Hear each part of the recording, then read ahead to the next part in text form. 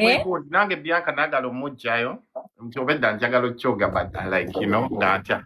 Because I got his passport and what bichibyonna. Nenjagalo mujayo like ngobako bichibyonna. Niba ngamba nti like banga yagalo muyingiza muchi into homosexuality, which was like kind of.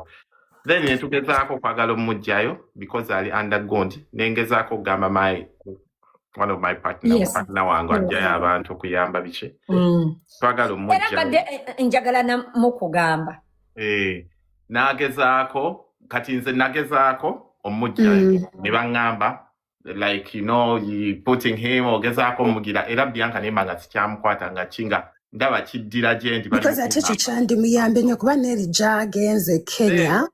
This person would have been easier.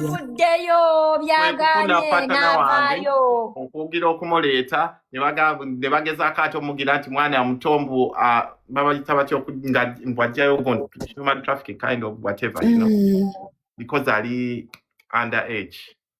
Nawe abaali 17 by the time webiyitiramu abeera akuze. Wano waliwo abaana abajja nga baana abato. I'll give you an example.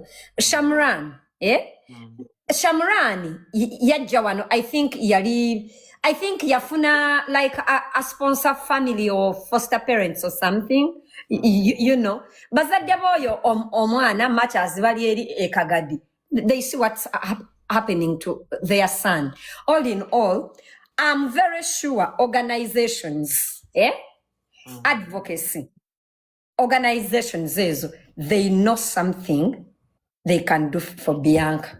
Not an individual person, but I know if they put their heads together, they can.